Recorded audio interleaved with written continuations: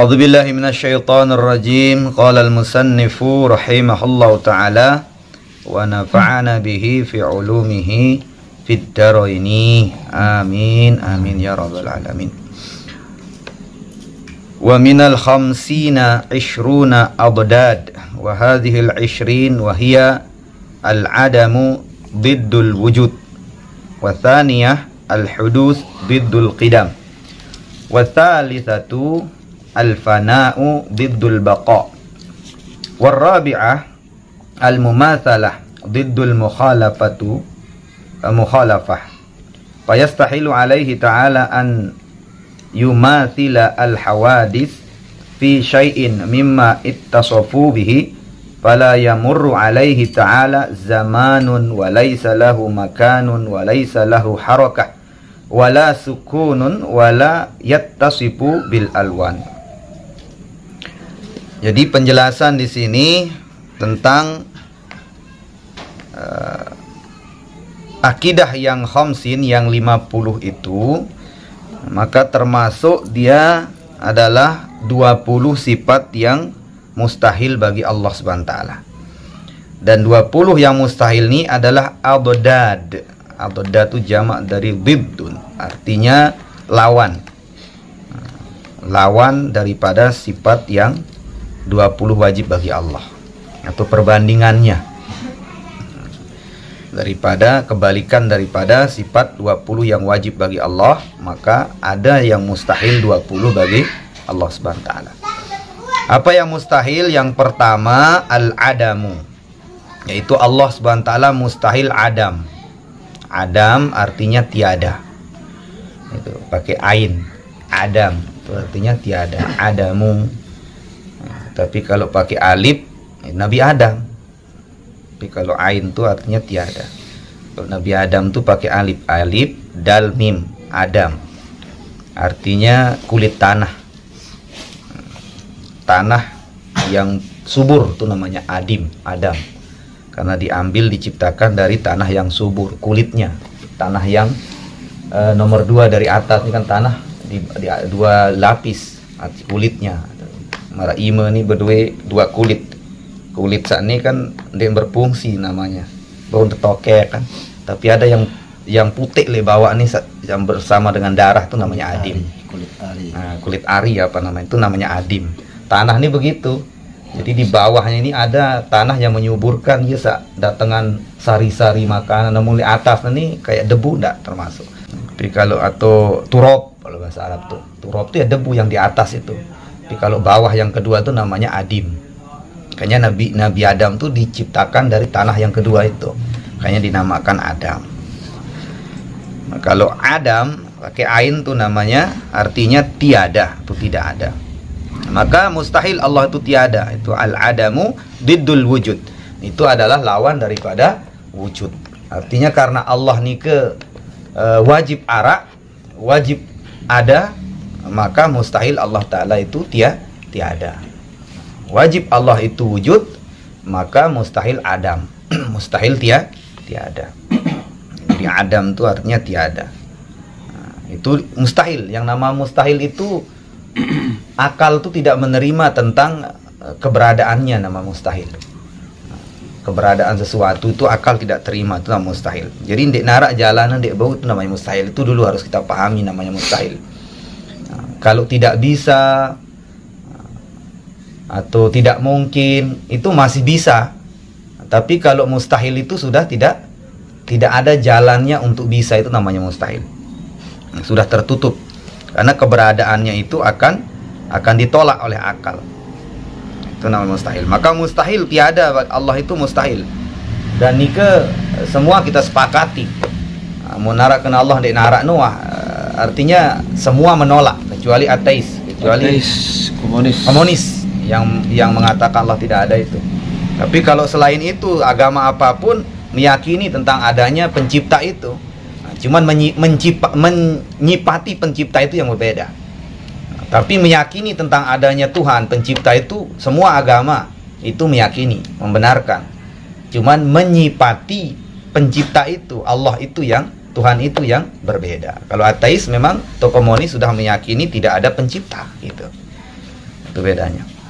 Maka kita, apalagi kita orang Islam, apalagi kita ini diajarkan dengan akidah Ahlussunnah wal Jamaah, maka mustahil Allah itu tidak ada. Dalilnya sudah jelas, gitu kan. Kemudian yang kedua, wasaniyah, yang kedua itu hudus. Hudus itu mustahil bagi Allah. Diddul qidam, ini lawan dari qidam. Hudus artinya bahru. Hudus artinya baru, namanya hudus. Maka mustahil Allah itu baru. Mustahil Allah itu ada setelah sesuatu ada. Itu namanya hudus, mustahil. Karena dia Allah yang awal. Karena Allah ini wajib qidam, ada sebelum segala sesuatu ada. Maka mustahil hudus, mustahil bahru, baik zat, sifat maupun af'alnya. Jadi mustahil baru. Mustahil dia baik zatnya, jelas Allah itu ada sebelum segala sesuatu. Begitupun sifat. Sifatnya mustahil baru. Misalnya laik, misal begitu. Zaman Nabi Allah itu bersifat Rahman. Kemudian Rahimnya kemudian setelah zaman sekarang, misalnya, itu namanya hudus. Maka itu mustahil. Na'udzubillah min dzalik. Lain itu. Namun laik terbodoh setelah berajah jadi alim, jadi pintar. Itu namanya hudus. Alim tenu ya hudus, ya bahru setelah terberajah hampuna datang. Laik itu nih lemah. Setelah misal kita tahu silat, misalnya tahu perang, setelah terberajah arah ajah sehingga tahun tersilat. Jadi silat nih kemudian datang, gitu. Itu namanya hudus. Kalau Allah itu mustahil hudus. Itu wajib kita yakini itu, bahwa Allah Ta'ala itu mustahil hudus. Kemudian wasalisah, yang ketiga itu al-fana. Allah itu mustahil fana. Mustahil berakhir, punya akhir. Fana, bahasa itu fana. Ini diddul baqa. Ini adalah lawan dari sifat baqa. Karena Allah itu wajib kekal. Sifat kekal itu wajib dalam dirinya Allah. Baik zat, sifat maupun af'alnya kekal. Maka mustahillah sifat pana itu bagi Allah. Kalau kita ini kan pana sifatnya, pana lah begitu. Pana kalau bahasa kita, kalau bahasa Arab pana, karena ada hamzah di depan, pana. Jadi artinya itu hancur bisa, berakhir bisa, musnah bisa. Itu pana. Kita kan begitu. Nah, ini untuk beri kekuatan jemaah kering semendak ini terlemah. Jadi ndek kekal. Kekuatan te, ilmu te, apapun bahkan harta te ndek kekal. Semuanya ini panah. Nah, sering te mengatakan dunia sementara, akhirat selama-lamanya. Begitu. Jadi di sementara doang itu nih semuanya. Tapi kalau Allah enggak, mustahil sementara itu. Nah, jadi fana bagi Allah itu mustahil. Nah, kemudian yang keempat, sifat mustahil bagi Allah itu warabi'ah al-mumatsalah. Diddul mukhalafah. Mumatsalah itu artinya memisal-misalkan. Semisal. Allah itu tidak semisal dengan makhluk, gitu maksudnya. Nah, dibuat pada-padaan karena Allah itu sifatnya mukhalafah. Mukhalafatul hawadis. Mukhalafah berbeda dengan seluruh makhluknya. Selain dia namanya makhluk, selain Allah. Nah, maka mustahillah Allah itu mumatsalah itu. Nah, mustahil Allah itu pada marak selainnya. Apapun selainnya itu, baik itu malaikat, baik itu jin, baik itu nabi, baik makhluk-makhluk yang lain itu ndek pada Allah Ta'ala. Fayastajibu alaihi ta'ala ana yumathila al-hawadis bisyai' mimma ittasafu bihi fala yamur alaihi ta'ala zaman. Maka mustahil bagi Allah Ta'ala itu yang memiliki sifat sama dengan makhluk, ya. Mustahil itu. Mustahil Allah itu sama dengan hawadis. Seluruh makhluk-makhluk itu, ya, namanya hawadis, apapun. Nah, jadi tidak boleh kita sifati Allah itu dengan sifat-sifat makhluk, dengan segala sesuatu. Pisyai, asyai artinya segala sesuatu pokoknya ditebau padaan. Ditebau padaan Allah Ta'ala marak makhluk. Maka dikatakan Allah Ta'ala itu fala yamuru alaihi ta'ala zaman. Allah itu tidak dilewati oleh zaman. Artinya ndekne terpengaruh Allah itu dengan zaman. Nah, pada mara itu kan umur 10 tahun kan jadi 20 beda. Baik awak tuh, baik kekuatan tuh, baik itu namanya yamurru. Kita dilewati mengikuti zaman begitu. Kalau Allah tuh enggak. Allah zaman azali sama sekarang tuh pada. Jadi zaman itu tidak bisa merubah tentang zat ataupun sifat dan afalnya Allah. Walaisa lahu makan, dan begitu pun Allah Subhanahu wa taala itu tidak boleh disifati dengan tempat. Jadi Allah taala laik misal nauzubillah zaman ini tahun zaman tidak boleh. Allah taala kelemak oleh langit kedua ke malam langit pertama tidak boleh mensifati Allah dengan tempat. Begitupun walaisa lahu harakah.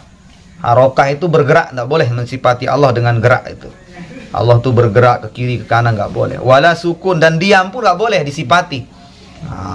Allah Ta'ala ndot le ini. Allah Ta'ala berdiam di sini tuh nggak boleh. Nggak boleh mensifati itu karena itu sifat makhluk. Bergerak, diam, tempat, zaman itu sifat makhluk. Nggak boleh kita sifati Allah dengan warna-warni, nggak boleh. Begini rupanya Allah begini gini, nggak boleh. Wala jihah, dan juga tidak boleh mensifati Allah dengan jihah, arah. Allah arah sini, Allah arah sana, Allah tidak boleh. Kita kanggo kena Allah Ta'ala andang tu nih kanggo. Jihah itu arah. Saya nggak amun mensifati Allah dengan arah, berarti ada ruang yang kosong di arah yang lain. Gitu. Misal kita sifati Allah andang barat, berarti ada ruang sebelah timur yang kosong bagi Allah. Atau ada ruang di depannya itu kosong. Paham? Kalau ruang kosong berarti ya kocet Allah Ta'ala dilingkupi oleh ruang. Itu maksudnya. Kalau kita mensifati Allah dengan jihah, dengan arah, pada mara itu tiang andang lau kan, andang lau, maka pasti dia kosong arah nih.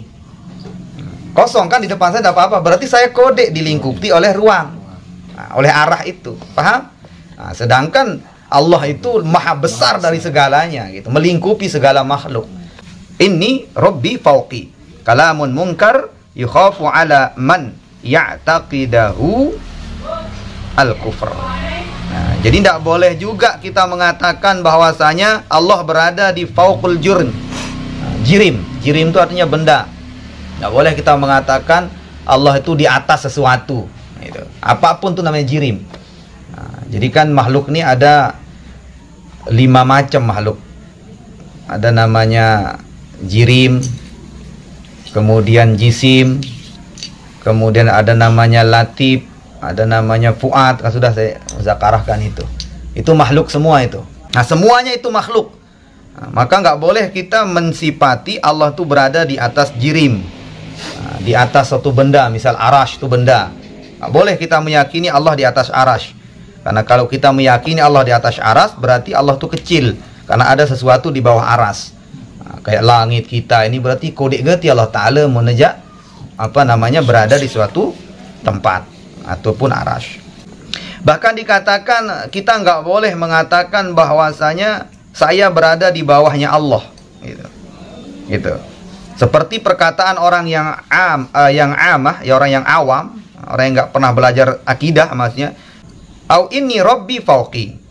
Tapi orang mengatakan saya ini di bawahnya Allah atau Allah ada di atas. Kalam mungkar, ini kalam yang mungkar, perkataan yang salah, perkataan yang mungkar. Yukhafu ala may ya'taqidahu al-kufr. Maka bahkan dikhawatirkan orang mengatakan begitu akan masuk ke akidah orang kafir. Nggak boleh. Takutlah kepada yang di atas. Nah, nggak boleh sebenarnya. Hati-hati. Pokok kalau bilang takut sama Allah cukup. Kalau saya di atas kan malaikat gitu kan. Kedit di atas. Jadi nggak boleh. Mensifati Allah dengan arah itu nggak boleh. Arah atas, arah bawah.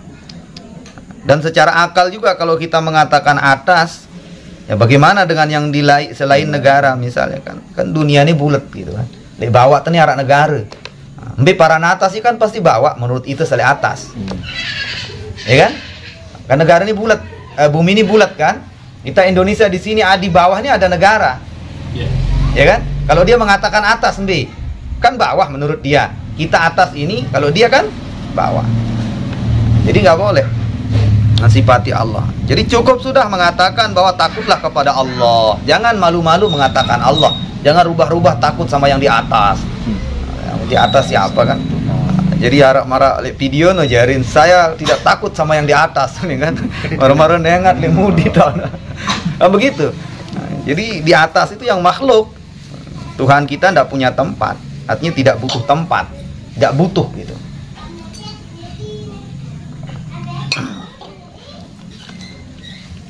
Paham insyaallah? Jadi nggak boleh mensifati Allah dengan itu. Jadi biar kita selamat dari akidah ini, ya kita katakan takut kepada Allah, minta kepada Allah. Jangan mintalah kepada Allah yang di atas, mintalah kepada Tuhan yang di atas. Ini kalimat-kalimat katakan di sini itikadnya orang kafir, akidah orang kafir. Mengatakan begitu, maka dia kalam sepertinya kalam yang mungkar, yukhafu ala gitu. Jadi dikhawatirkan akidah kita nanti akan sesat, akan seperti akidahnya orang kafir. Karena kebanyakan orang-orang selain Islam ini meyakini Allah di atas gitu. Semua. Maka kita itu tidak seperti itu. Kalau ada kalimat dalam Al-Quran tentang ala, fauq, di dalam Al-Quran itu maknanya ketinggian.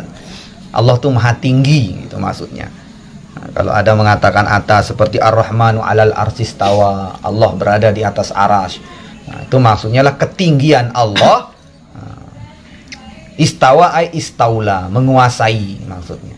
Allah tuh maha tinggi dan menguasai arasy gitu. Itu kalau tafsir dari Ahlus Sunnah wal Jamaah termasuk Imam Syafi'i. Tapi kalau tafsir Zahiriyah, ulama-ulama Wahabi mengatakan Allah itu duduk di atas arasy. Ya, na'udzubillah min dzalik. Al-khamisah, kemudian yang kelima itu al-ihtiyaj ilal mahal awizzat wa hadza diddul qiyam bin nafsi. Kemudian yang kelima itulah ihtiyaj ilal mahal. Allah itu tidak butuh kepada mahal. Nah, kembali lagi, tidak butuh, mustahil Allah itu membutuhkan kepada tempat. Mahal itu artinya tempat gitu. Atau zat. Zat itu artinya sesuatu, baik itu arasy, baik itu langit, baik itu apapun bentuk makhluk, yaitu namanya zat, zat makhluk. Maka itu Allah tidak butuh itu. Tidak butuh kepada tempat, tidak butuh kepada makhluk-makhluk gitu. Nah, karena pertanyaan nanti kan makhluk ini belakangan diciptakan, ya kan? Allah itu kan kidam, gitu kan? Allah itu ada sebelum segala sesuatu ada. Kan belakangan, aras itu belakangan, langit belakangan. Lalu di mana Allah begitu? Kalau kita mau urut, sebelum ada tempat di mana Allah gitu kan? Kalau kita meyakini atau berkeyakinan, beriktikad bahwa Allah itu butuh tempat atau di aras misalnya. Sebelum ada aras itu di mana Allah berarti? Nah, pada mara itu kan sendiri memberi balik, tahu sebelum beri balik gitu. Nah, dulu bapak sebelum jari ini kim tahu kan begitu. Pasti dia ada tempat sebelum dia butuh tempat ini gitu. Maka Allah nggak boleh disifati, itu sifat makhluk yang butuh tempat itu gitu. Nggak boleh mensifati karena sudah jelas sifat yang kedua itulah kidam. Allah itu ada sebelum segala sesuatu ada. Maka kemudian sifat mustahil yang kelima itulah ihtiyaj ilal mahal. Tidak butuhnya itu Allah kepada tempat atau zat. Aizat, mahal itu artinya zat. Yaqumu biha, dan di zat itu dia Allah itu berdiri, itu mustahil. Berdiri artinya diam. Di sana itu mustahil. Baik itu arasy, baik itu langit, baik itu apapun namanya, maka Allah itu tidak butuh. Itu mustahil. Au ila mukhassis, ay mujid ta'ala. Artinya juga Allah tidak butuh kepada mukhassis, artinya yang mewujudkannya, yang menjadikan Allah itu ada itu. Nah, itu Allah tidak butuh, mustahil itu. Nah, misalnya begini, Allah itu akan ada kalau punya tempat begitu. Kalau nggak ada tempat, Allah itu nggak ada, kan mustahil. Maka mustahil mukhassis itu. Mukhassis itu artinya yang menjadikan sebab Allah itu ada. Seperti kita, kalau nggak ada bumi nggak mungkin kita ada. Di mana kita hidup kalau nggak ada bumi? Di bulan kita nggak hidup, maka kita butuh bumi. Manusia ini butuh bumi sehingga bisa hidup. Karena di langit, di bulan nggak hidup, apalagi di matahari panas, gitu kan? Mustahil dia hidup. Maka butuhlah bumi ini untuk berpijak, untuk berdiam ini manusia, baru dia ada. Itu namanya mukhassis. Adanya kita, mujidnya kita karena adanya bumi ini gitu, secara akliyahnya, secara akalnya. Nah, maka kalau itu bagi Allah tuh tidak begitu. Nah, Jadi nggak butuh sesuatu yang mewujudkan Allah, mengadakan Allah. Itu nggak butuh. Ini mukhasis. Atau kita mengatakan kita nggak ada kalau nggak ada ibu bapak misalnya. Kalau nggak menikah ibu bapak kita nggak ada. Butuh kita ibu bapak untuk melahirkan kita. Jadi sesuatu makhluk ini dia butuh kepada sesuatu. Kalau Allah nggak butuh kepada sesuatu yang mewujudkan Allah Subhanahu Wa Taala. Nah ini adalah wahadza diddul qiyam binafsih. Ya, qiyamu ta'ala binafsih itu. Jadi Allah itu memiliki sifat berdiri sendiri. Berdiri sendiri di dalam zatnya. Maka mustahil bagi Allah itu untuk butuh kepada sesuatu yang menyebabkan Allah itu berdiri, menyebabkan Allah itu ada. Itu maksudnya. Itu mustahil. Ihtiyaj ilal mahal. Itu. Jadi ihtiyaj ilal mahal atau mukhasis itu mustahil bagi Allah SWT. Kemudian as-sadisah yang keenam.